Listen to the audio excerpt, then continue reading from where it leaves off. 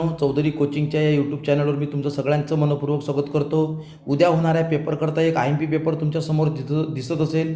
या IMP पेपरच्या अनुषंगानं नेमका पेपरचा पॅटर्न कसा राहील आणि काय प्रश्न येऊ शकतात बघा। उद्याच्या या पेपरमध्ये पहिला जो पॅसेज इथं आलेला आहे हा शीन पॅसेज आहे, म्हणजे तुमच्या पुस्तकाच्या आतमधला हा पॅसेज आहे। आणि या पॅसेजमध्ये मित्रांनो हा जो पॅसेज दिसतो हा आजी कुटुंबाचा आगळ या धड्यामधला पॅसेज आहे। त्याच्यावरचे हे प्रश्न इथं विचारले गेलेले आहे। आजी आपल्या यांना कसे कसे कामं वाटून देत होती ते सांगितलेलं आहे सुनांना। पुढे देवा याच्यामध्ये दिलेलं आहे की आजीची स्वारी ढाळतात येणार एक ओघवता तक्ता तुम्हाला करायचा, म्हणजे याच्यातले जे याच्यानंतरचे वाक्य आलेले आहेत ते इथं लिहायचे आहेत। पॅसेजमध्ये पहिलं हे वाक्य आलं, त्याच्यानंतर अधिक कोणतं वाक्य आलं, ते दुसरं वाक्य, तिसरं वाक्य आणि मग हे चौथं वाक्य दिलंच आहे। त्यानंतर तुम्हाला एक सोमत दिलेलं आहे मित्रांनो, इथं एकत्र कुटुंब पद्धती किती महत्त्वाची आहे। पुढे तुम्हाला दुसरा उतारा सुरू होतोय। हा दुसरा उतारासुद्धा तुम्हाला जो दिला आहे मित्रांनो हा तुमचा सीन उतारा आहे, म्हणजे याच्यात तुम्हाला 7 गुण देण्यात आलेला आहे बोर्डाने। पहिल्या उताराकरता सुद्धा 7, याच्याकरता सुद्धा 7। दुसरा उतारा तुमच्या नजरेसमोर इथं असेल तर या उतारा म्हणजे तुम्हाला कर्ते सुधारक कर्वे या महर्षी धोंडो केशव कर्वे यांच्या पाठातील हा उतारा इथं देण्यात आलेला आहे। याच्यामध्ये तुम्हाला इथं दिलेलं आहे की बा 1960 साली काय झालं, इथं पूर्ण तुम्हाला इथं जोड्या जुळवा दिलेला आहे, त्याच्या अनुषंगानं प्रश्न विचारलेले आहेत। त्याच्यावर एक सोमत देण्यात आलेलं आहे, महर्षी धोंडो केशव कर्वे यांचे विचार सांगा। त्यानंतर पुढे तुम्हाला ई नावाचा हा जो आहे ना हा अंशीन उतारा इथं दिलेला आहे, म्हणजे तुम्हाला इथं अपठित गद्य उतारा दिलेला आहे मित्रांनो। भाषेचं इम्पॉर्टंट सांगितलेलं आहे याच्यामध्ये 4 गुणांसाठी हा उतारा तुम्हाला इथं देण्यात येतो। त्याच्यावरचे प्रश्न तुम्हाला इथं विचारले जातात। पुढे तुम्हाला जो विचार दिलेला आहे तो आहे पद्य विभागाचा। हा पद्य विभागाच्या विभागामध्ये पहिलं इथं जी आपल्याला कविता आलेली आहे ही कविता मित्रांनो आश्वासक चित्र आहे आणि पूर्ण कविता ऑलरेडी इथं दिलेली असते आणि त्याच्यावरचे इथं प्रश्न विचारलेले असतात। जसं आता एक उदाहरण घेऊ, मी दोन्ही करू शकते एकाच वेळी। इथं आत्मविश्वास दाखवलेला आहे, आत्मविश्वास असं महत्त्वाचं आहे। त्याच्यानंतर पुढे बघा अशा पद्धतीनं इथं खाली अधिक पुन्हा तुम्हाला शब्दसमूहासाठी समजलेला अर्थ लिहायचा। भातकुली म्हणजे मुलं मुली खेळतात लहानपणीचा खेळ। त्यानंतर घराच्या झरोक्यातून म्हणजे खिडकीतून। अशा पद्धतीनं आता खाली दिलेलं आहे तुम्हाला की खालील ओळीचा सरळ अर्थ, फक्त जो अर्थ तुम्हाला आला असेल तो अर्थ तुम्हाला लिहायचा आहे।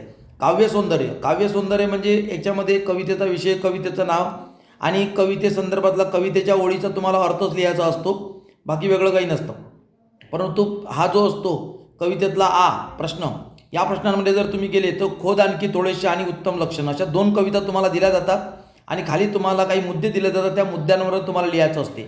जसं खोद आणखी थोडेसे आणि उत्तम लक्षण याच्यामध्ये आता खोद आणखी थोडेसे ही कविता आहे, या कवितेचे कवी कोण आहे, प्रस्तुत कवितेचा विषय कोणता आहे आणि तुम्हाला आवडण्याची व न आवडण्याची कारणं काय हे असं लिहायचं आहे। आणि तुम्ही उत्तम लक्षण आणि खोद आणखी थोडेसे या 2 कविता IMP आहे।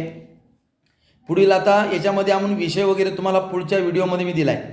कवितेचे रसग्रहणामध्ये तुम्हाला मित्रांनो इथं एक कविता दिली असते, याच्यामध्ये तुम्हाला रसग्रहणाकरता काय करावं हे मी सांगितलेलं आहे एक व्हिडिओमध्ये।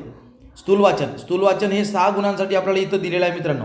स्थूल वाचनामध्ये इथं बघा सब इन्स्पेक्टर रेखा मिश्रा यांचं दिलेलं आहे टिपा, मधु, संवेदनशील दर्शन आणि उत्पत्ती कोश हे 3 महत्त्वाचे दिलेले आहेत, लक्षात घ्या। नंतर सुरू होतो आपला भाषा अभ्यास म्हणजे व्याकरणाचा भाग। आणि व्याकरण जो पूर्ण तुम्हाला दिलेला आहे 26 गुणांसाठी। या व्याकरणामध्ये सगळ्यात आधी दिलेला आहे मित्रांनो तुम्हाला समास दिला आहे। समासामध्ये इथं बघा आता काय दिलं आहे, सामासिक शब्द दिलेला आहे, विग्रह आणि समासाचे नाव। सामासिक शब्द आहे नवग्रह आणि विग्रह होतो 9 ग्रहांचा समूह आणि समासाचे नाव द्विगु। इथं विग्रह दिलेलाच आहे, आई आणि बाबा हा विग्रह करून दिलेला आहे। मग तुम्हाला इथं सामासिक शब्द लिहायचा आहे, आई बाबा, इथं फक्त एवढं लिहायचं आहे तुम्हाला, आई बाबा, बस, बाकी काही नाही। आणि त्याच्यानंतर इथं समासाचे नाव लिहायचं आहे, इतर द्वंद्व समास आहे हा। पुढे चला शब्दसिद्धीमध्ये तुम्हाला असं दिलेलं आहे, उपसर्ग लावून 2 शब्द लिहा, सुवास, सुगंध असं तुम्ही लिहू शकता। एक प्रत्यय लागणारे 2 शब्द लिहा, सामासिक, नागरिक वगैरे अशा पद्धतीनं। आता वाक्प्रचार दिलेला आहे, वाक्प्रचाराचा अर्थ सांगून वाक्यात उपयोग करायचा आहे। खस्ता खाणे, मुग्ध होणे। आता मुग्ध होणे म्हणजे अंतर्मुख होणे, मुग्ध होणे इथं दिलेलं आहे, म्हणजे काय, तल्लीन होणे, दंग होणे। शिरोधार्य मानणे म्हणजे कोणतंही काम म्हणजे आज्ञेचं पालन करणे, कान देऊन ऐकणे म्हणजे लक्ष देऊन ऐकणे असे तुम्हाला आणि त्याचा अर्थ लिहायचा असतो। नंतर शब्दसंपत्तीमध्ये तुम्हाला इथं दिलेला आहे सामासिक समानार्थी शब्द, डोळे, चक्षु किंवा नयन असं सुद्धा म्हणतो आपण। त्यानंतर वाटसरू म्हणजे वाट दाखवणारा, वाठाड्या वगैरे असं म्हणता येईल। विरुद्धार्थी शब्द दिलेले विकास, अविकास। नैसर्गिक इथं मानवनिर्मित असं आपल्याला करता येईल. ठीक आहे. याच्यानंतर इथं बघा शब्दसमूहासाठी एक शब्द आहे, दररोज प्रकाशित होणारे. दररोज प्रकाशित होणारे म्हणजे काय? दैनिक. दगडावर कोरीव, इथं अधिक दिलेलं आहे, दगडावर कोरलेले कोरीव काम, त्याला काय म्हणतात? नक्षी असं म्हणतात. ठीक आहे. त्याच्यानंतर आता सुवर्णकांती. आता हे शब्द दोन अर्थपूर्ण शब्द तयार करा म्हणते. सुवर्णकांती हे शब्द सोडून तुम्हाला याच्यातून दोन अर्थपूर्ण शब्द बनवायचे त्या शब्दापासून. आता याच्यामध्ये दिलेले जे सुसंस्कृत, वक्तृत्व, निर्वाह, कल्पवृक्ष, दीपावली आणि विद्यापीठ या शब्दामधून अचूक शब्द ओळखून लिहायचा आहे. पुढे तुम्हाला विरामचिन्हे दिलेले आहे, तुम्हाला विरामचिन्हे ओळखायचे आहे.